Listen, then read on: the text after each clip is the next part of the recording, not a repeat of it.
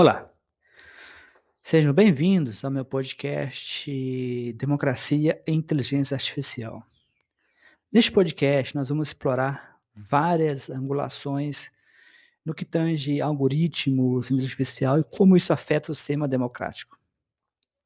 Nós temos um objetivo, por exemplo, de focar em desinformação, como que a religião, por exemplo, deve ser usada de forma instrumentalizada dentro do contexto da inteligência artificial.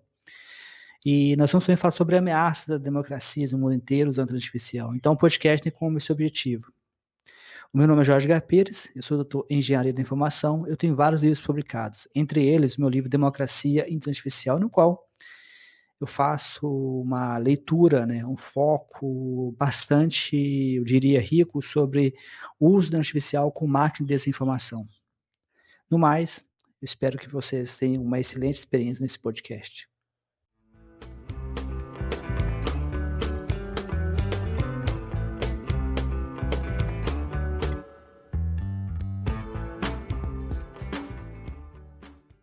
A Amazon acabou de tomar uma atitude bem drástica. Eles limitaram a autopublicação na plataforma a 3 livros por dia por autor. 3 livros inteiros. A cada 24 horas. Exato. E o motivo dessa trava de emergência, né? É que o mercado editorial está sofrendo uma avalanche do que a internet batizou de gosma algorítmica. A famosa AI slop. É essa mesma. Textos gerados em massa por inteligência artificial, mas assim, sem nenhum critério. E o nosso objetivo hoje é navegar por essa confusão toda, usando algumas fontes, mas principalmente o ensaio O Fetiche do Processo, do pesquisador e escritor Jorge Guerra Pires, PhD. A ideia é separar o joio do trigo, entender a linha finíssima entre esse lixo caça-clique e a criação que é legitimamente assistida pela tecnologia. Com certeza. Ok, vamos desvendar isso e eu quero começar logo pelo sintoma mais bizarro desse pânico todo.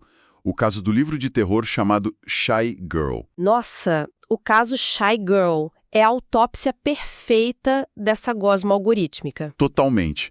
É o exemplo de quando o autor larga o volante e deixa o software dirigir sozinho, sabe? De olhos vendados. E o exemplo de quando o autor larga o volante e deixa o software dirigir sozinho, sabe? De olhos vendados. E o engraçado é que quem percebeu o desastre não foi a editora, foram os próprios leitores. A começar pela capa, que era uma arte roubada do Pinterest. Sério? A capa era surreal? Era literalmente um PNG de um cachorro borrado jogado por cima de um fundo azul com umas flores super nítidas. Mas o texto é uma tragédia à parte. O uso de palavras é doentio. Sim. A palavra afiado, sharp, no inglês aparece 159 vezes. Num livro curtíssimo. Nossa! A luz era afiada, o ar era afiado, o sorriso... Tem uma hora que a protagonista usa um vestido frágil e afiado. Fisicamente impossível, né? Pois é. E o momento que quebra qualquer suspensão de descrença. A personagem que age como um cachorro responde ao captor no momento de tensão com um seco woof. Apenas isso. Apenas, com W maiúsculo e ponto final. Woof, ponto. O que é fascinante aqui é o conceito de falência cognitiva. A máquina tem um vocabulário imenso. Sim, todas as palavras do mundo. Mas ela não tem a menor ideia de como o mundo físico opera. Ela não visualiza o cenário. É um papagaio com um dicionário na cabeça, mas de olhos vendados. Exatamente. O algoritmo calcula a probabilidade estatística das palavras, os tokens. Ele sabe que a palavra afiado combina com terror. Então ele vomita isso sem parar. Sem saber que um vestido de tecido não pode ser afiado e ainda ser vestido por alguém. Sim, e as fontes dão outros exemplos maravilhosos dessa falta de noção. Personagens que saem correndo pela floresta depois de anos numa gaiola. Sem nenhuma atrofia muscular, né? A biologia mandou lembranças. Exato. Ou a água com gosto metálico, mas necessário. A máquina não bebe água. Ela não sabe o que é sede. E isso levanta uma questão para quem está escutando. Porque, ironicamente, a IA não erra a gramática. A pontuação é impecável. Então, por que a gente sente tanta repulsa ao ler isso? É a quebra de um contrato, sabe? A literatura é a transferência da experiência humana, da dor, da angústia. A gente quer sentir o que o autor sentiu. Sim. Quando o leitor percebe que aquela emoção é só um cálculo probabilístico frio para bater meta de mercado, a mágica acaba. É a pasteurização da vida. Gramática não salva um texto sem alma. O que nos leva ao cerne do ensaio fetiche do processo. Porque se Shy Girl é a geração cega dando errado, como fica o uso legítimo da IA? O fetiche do processo bate justamente aí. A cultura atual virou um tribunal. Uma caça às bruxas, né? Total. As pessoas estão mais preocupadas em auditar como o autor escreveu, investigar os bastidores, do que em avaliar a tese da obra. Mas deixa eu fazer o advogado do diabo aqui. Se o autor não suou a camisa para digitar cada palavra, a obra não perde a autoria? Para muita gente, isso soa como trapaça. É uma reação instintiva, mas o ensaio do Jorge desconstrói isso com a história. Pensa nos ateliês do Renascimento. Michelangelo, Rodin... Eles não faziam tudo sozinhos. Claro que não. Tinha dezenas de aprendizes marretando a pedra bruta. O trabalho exaustivo era deles. Mas a intenção dramática, o ângulo, o polimento, isso era do mestre. A IA seria esse aprendiz digital, então. Exato. E tem a analogia da matemática que é fantástica. Antigamente, os gênios da família Bernoulli passavam semanas resolvendo equações na mão. Gastando resmas de papel. Sim, hoje qualquer cientista joga isso num supercomputador que resolve em milissegundos. Esse cientista moderno é menos cientista por isso? Óbvio que não. A genialidade está na pergunta, não na calculadora. Perfeito. A ferramenta tira o gargalo mecânico. Mas aí a gente cai na falácia das listas de verificação que rolam na internet. Nossa, os guias para caçar tiques de robô. Sim.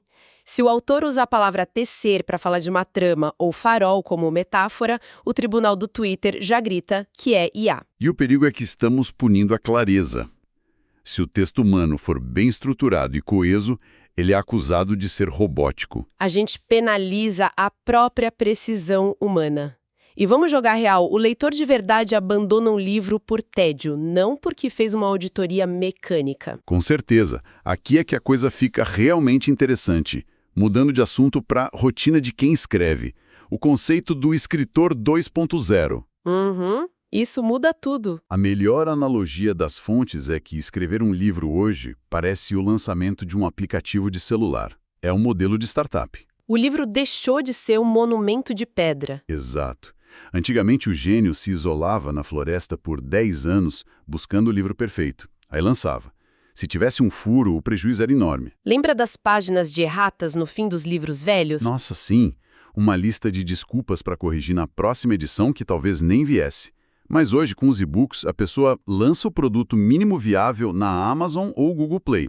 O autor recebe feedback, vê o que está confuso e simplesmente atualiza o arquivo. Fim da página de erratas. Todo mundo recebe a versão nova. E a IA entra para acelerar isso. Mas tem um contraponto filosófico belíssimo no texto, a história do Nietzsche. Ah, essa parte é muito forte. Nietzsche tinha enxaquecas terríveis, quase cegueira. O ato físico de escrever era uma tortura para ele. E a gente tem essa mania de romantizar a dor na arte. Achar que o sofrimento braçal enobrece a obra. Mas a dor da tendinite não é inspiração, né? Nem um pouco. É um obstáculo biológico. E a tecnologia funciona como uma prótese de fluxo. Ela emancipa a mente do corpo. Prótese de fluxo, cara, essa definição é matadora. O autor pode ditar a ideia andando na rua e a IA estrutura os parágrafos antes da enxaqueca bater. E um ensaio aponta a hipocrisia de quem reclama disso.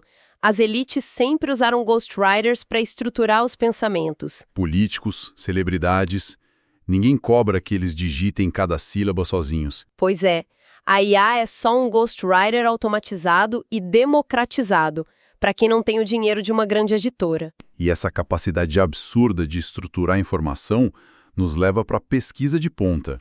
O Jorge é doutor em bioinformática. E a ponte que ele faz entre modelar a glicemia e analisar a literatura é genial. Para quem está de fora, parece que não tem nada a ver, né? Mas a lógica de cruzar sistemas imensos é a mesma. Rigorosamente a mesma. Ele usa IA para cruzar fontes massivas em segundos. Tipo a Bíblia. A inteligência cruza os evangelhos sinóticos com os gnósticos de Tomé e Maria Madalena. E pergunta onde essas histórias convergem. E ela atua como um advogado do diabo totalmente neutro. Ela não tem religião. Ela só mostra os padrões. Tem um paralelo estrutural incrível que ele traça entre a narrativa de Jesus e as histórias em quadrinhos de super-heróis. Fazer isso na mão levaria décadas. Com a IA, ele testa as hipóteses em semanas. E isso permite aplicar uma imparcialidade rigorosa em temas muito espinhosos. O que nos traz para o livro novo dele mencionado nas fontes. E aqui, gente, é muito importante deixar claro que nós vamos relatar a tese do autor. É a investigação original dele. É um relato neutro do que está na obra. Exato.